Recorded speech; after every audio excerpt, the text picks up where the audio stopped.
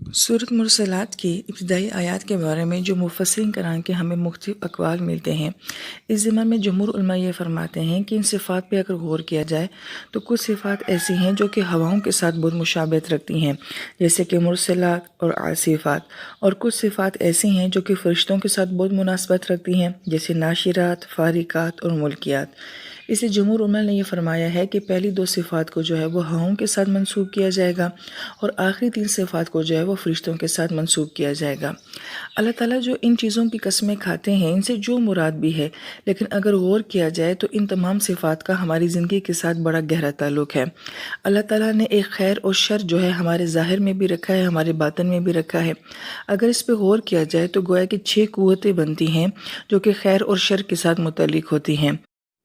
लिहाजा एक खैर और शर वो है जिसका ताल्लुक़ हमारे बातिन के साथ है। हमारे बातिन में रूह है जो हमें खैर की तरफ बुलाती है, और हमारे बातिन में ही हमारी ख्वाहिशात हैं जो कि हमें शर की तरफ बुलाती हैं। फिर एक खैर और शर हमारे ज़ाहिर की दुनिया में है। अम्बिया जो हैं वो हमेशा हमें खैर की तरफ बुलाते रहे हैं और कुफ़र हमेशा शर की तरफ बुलाता रहा है। फिर एक खैर और शर ऐसा है जो हमें नज़र नहीं आता। फ़रिश्ते इंसान को हमेशा खैर की तरफ बुलाते रहे हैं, और जिन्नात और शयातीन जो है वो हमेशा इंसान को शर की तरफ बुलाते रहे हैं। अगर इन तमाम सिफ़ात के ऊपर गौर किया जाए कि इन सिफ़ात से चाहे अम्बिया मुराद हैं, फ़रिश्ते मुराद हैं, कुरान मुराद है, रूह मुराद है या हवाएं मुराद हैं, इन सब का हमारी ज़िंदगी के खैर के साथ बड़ा गहरा ताल्लुक़ है। अल्लाह पाक ने अम्बिया का एक तवील सिलसिला भेजा इंसानों की हदायत के लिए। अम्बिया ना रहे तो फिर इल्म रह गया, कुरान का ताल्लुक़ हमारे साथ रहा।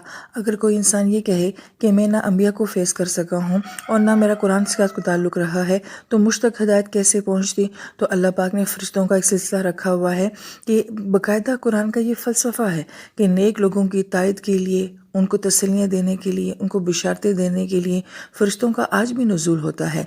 जब कभी हमारे दिल में कोई खूबसूरत ख़्याल आता है तो गोया कि वो फ़रिश्ते हमारे आसपास होते हैं। जब कभी इंसान बहुत परेशान और दुखी होता है तो अचानक दिल को जो सहारा मिलता है, जो सुकून मिलता है, ये फ़रिश्तों का हमारे साथ ताल्लुक़ है। इंशाअल्लाह ताला आगे आने वाली तफ़ासीर में भी बाज़ मुकामात पे ये बड़ा गहरा ताल्लुक़ बताया जाता है कि फ़रिश्ते मुसलसल हमारे साथ अटैच रहते हैं। और फिर अगर कोई इंसान ये भी कहे कि भाई मैं फ़रिश्तों के ताल्लुक़ को नहीं समझ सका हूँ, तो रूह तो है हमारे अंदर, कि रूह जो है वो मुसलसल हमारे अंदर अल्लाह पाक ने ऐसा सिलसिला रखा है जो खैर की तरफ बुलाती रहती है। और अगर कोई ये भी कहे कि मैं रूह को भी नहीं जानता हूँ और मैं उसको भी नहीं पहचान सका हूँ, तो ये अल्लाह ताला की कुदरत, ये तख्लीक़ात, इन पे गौर व फ़िक्र जो है ये खैर की तरफ बुलाने का बहुत बड़ा ज़रिया है। गौर करने वाली बात है कि ये तमाम ऐसी चीज़ें हैं जो हमें खैर की तरफ बुलाती हैं। लिहाजा दुनिया का कोई इंसान ये नहीं कह सकता कि मैं खैर को नहीं समझ सका, मैं सुकून को नहीं समझ सका। इसलिए आने वाली आयत में हम ये तसलसल देखते हैं कि इन्हीं चीज़ों के इनकार के ऊपर या नज़रअंदाज करने के ऊपर अल्लाह पाक की तरफ से बहुत नाराज़गी का इजहार हो रहा है कि तुमने क्यों नहीं इन सब को देखा और इन तमाम चीज़ों से तुम कैसे गाफिल रह गए। इसलिए इस सूरत मुबारका पे जब गौर किया जाए तो अल्लाह ताला ने बार बार अपनी नाराज़गी का इजहार फरमाया है कि ना मानने वालों के लिए बहुत तबाही है। और हर मरतबा जब अल्लाह पाक ये बात फरमाते हैं तो उससे पहले अल्लाह पाक अपनी किसी नेमत का जिक्र करके कि ये मैंने दी थी, तुम्हारे लिए दी थी, तुमने नहीं मानी, फिर अल्लाह पाक ने वेल्ड फरमाया है। मुफस्सिरीन किराम ये फरमाते हैं कुरान पाक में 4 सूरतें ऐसी हैं जिनमें तरजीह आती है। तरजीह का मतलब होता है बार बार लौट कर आना, एक बात को बार बार रिपीट करना। लिहाजा हमें देखते हैं कि सूरह रहमान में 31 मरतबा आता है फ़बीअय्यि आलाइ रब्बिकुमा तुकज़्ज़िबान। सूरह शूरा में 7 मरतबा आता है इन्ना फ़ी ज़ालिका लआया, बेशक अल्लाह ताला की तरफ से में बहुत सारी निशानियाँ हैं। सूरह कमर में 4 मरतबा आता है वलक़द यस्सरनल कुरान लिज़्ज़िक्र फ़हल मिन मुद्दकिर, कि हमने कुरान को समझने के लिए आसान कर दिया, बस कोई है गौर व फिक्र करने वाला। और इस सूरत मुबारका में 50 आयात हैं, तो 10 आयात में अल्लाह पाक ने फरमाया है वैलिन यौमइज़ लिल मुकज़्ज़िबीन, कि उस दिन ना मानने वालों के लिए बहुत बड़ी हलाकत है। लिहाजा आने वाली आयत में अल्लाह ताला ने सबसे पहले नाराज़गी का इजहार उन लोगों पर किया है जो आखिरत को नहीं मानते और जिन्होंने नबियों को नहीं माना। लिहाजा अल्लाह पाक फरमाते हैं इन्नमा तुअदून लवाक़ि, बेशक जिस चीज़ का तुमसे वादा किया जा रहा है वो हो कर रहेगी।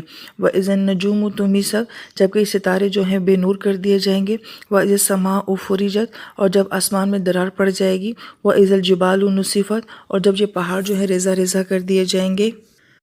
وَإِذَا الرُّسُلُ أُقِّتَتْ، اور جب تمام پیغمبروں کو جمع کر دیا جائے گا، لِأَيِّ يَوْمٍ أُجِّلَتْ، اور اگر کوئی یہ پوچھے کہ یہ تمام معاملہ اتنا مؤخر کیوں کیا گیا ہے، لِيَوْمِ الْفَصْلِ، تو اس فیصلے والے دن کے لیے کیا گیا ہے۔ وَمَا أَدْرَاكَ مَا يَوْمُ الْفَصْلِ، اور تمہیں کیا خبر کہ فیصلے کا دن کیا ہے، وَيْلٌ يَوْمَئِذٍ لِّلْمُكَذِّبِينَ، لہٰذا نہ ماننے والوں کے لیے بہت بڑی ہلاکت ہے۔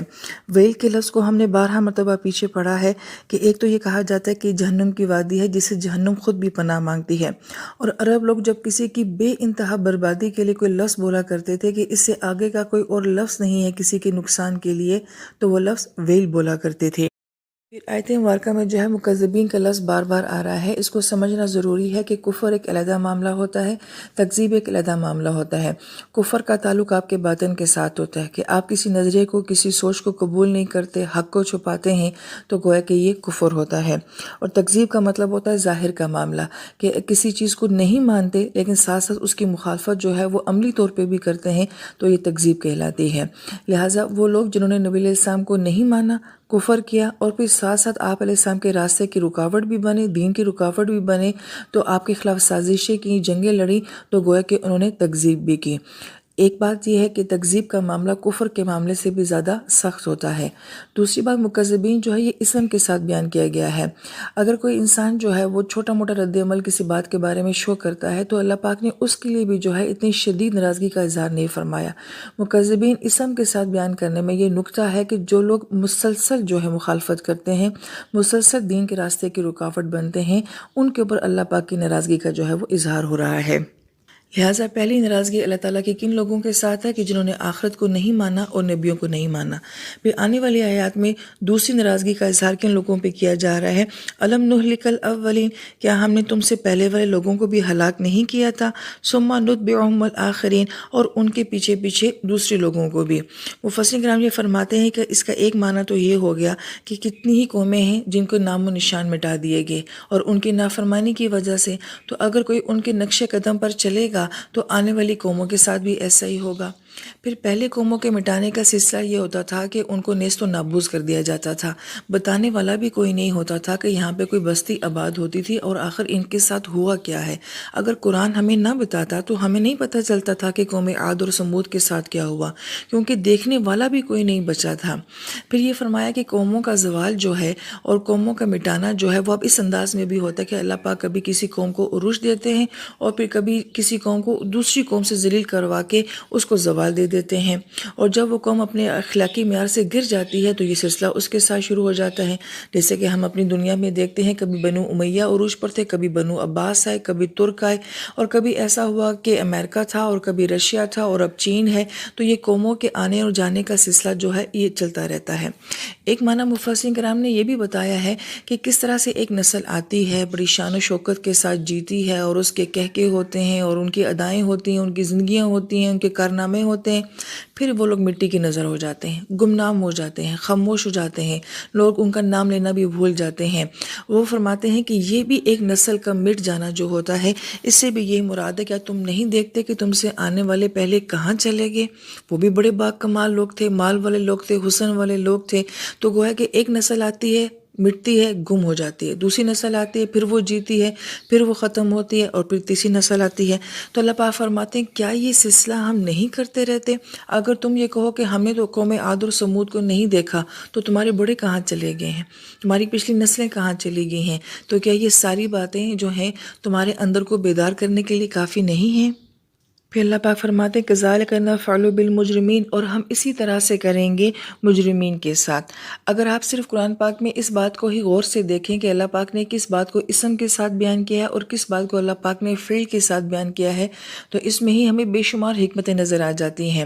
یہاں پہ اللہ پاک فرماتے ہیں کہ ہم کریں گے، نفعل فعل کے ساتھ بیان کیا ہے، یعنی کہ اللہ پاک ہمیشہ ایسا نہیں کرتے کہ قومیں ہلاک کرتے رہیں، بندے مارتے رہیں، نسلیں مٹاتے رہیں، تو اس میں کوئی اللہ پاک کا جبر یا ظلم نہیں ہے۔ یہ تب تب ہوتا ہے قوموں کے مٹائے جانے کا سلسلہ یا کسی نسل کے بے نام و نشان ہو جانے کا سلسلہ جب وہ نافرمان ہوتی ہے۔ نافرمان نہ ہو تو اللہ پاک یہ عمل نہیں کرتے، یہ عمل اللہ پاک کی ذات سے ظاہر نہیں ہوتا ہے۔ کتنی ہی قومیں ایسی ہیں جنہیں آج بڑے اچھے نام کے ساتھ بھی یاد کیا جاتا ہے، کتنی نسلیں ایسی ہیں، کتنے لوگ ایسے ہیں جو کہ کہیں گمنام جگہوں پہ رہتے تھے مگر وہ آج بھی زندہ ہیں۔ تو اس لیے نفعلو کا مطلب یہ ہے کہ اللہ تعالیٰ یہ عمل انہی لوگوں کے ساتھ کرتے ہیں جو کون ہے؟ بالمجرمین۔ اور مجرمین جو ہے وہ اسم کے ساتھ بیان کیا گیا کہ جو لوگ مسلسل نافرمانی کرتے ہیں، مسلسل اللہ تعالیٰ کی بات کو نظر انداز کرتے ہیں، تو پھر ان کے ساتھ یہ معاملہ کیا جاتا ہے۔ لہٰذا ویل یومئذ للمکذبین، تو اس دن نہ ماننے والوں کے لیے بہت بڑی ہلاکت کن کے لیے ہوگی؟ جو کہ اپنے آس پاس کے حالات کے اوپر، یعنی کہ ہسٹری کے اوپر، تاریخ کے اوپر، اپنے ماضی کے اوپر غور و فکر نہیں کرتے۔ یہ اس صورت مبارکہ کو ہمیں بڑے غور سے دیکھنا چاہیے کہ کن کن باتوں کا اللہ تعالیٰ تذکرہ فرما کے پھر اپنی ناراضگی کا اظہار فرما رہے ہیں۔ لہٰذا انبیاء کو اور جو آخرت کو تو ہم نے نہیں دیکھا، لیکن کم سے کم ہم تاریخ کو جانتے ہیں، ہم اپنی ہسٹری کو جانتے ہیں، ہم اپنے ماضی کو جانتے ہیں۔ تو جو ماضی سے بھی سبق نہیں لیتا اس کے لیے بھی بہت بڑی ہلاکت ہے۔ لہٰذا اہل علم یہ فرماتے ہیں کہ ماضی میں رہنا نہیں چاہیے مگر ماضی سے سبق ضرور حاصل کرنا چاہیے۔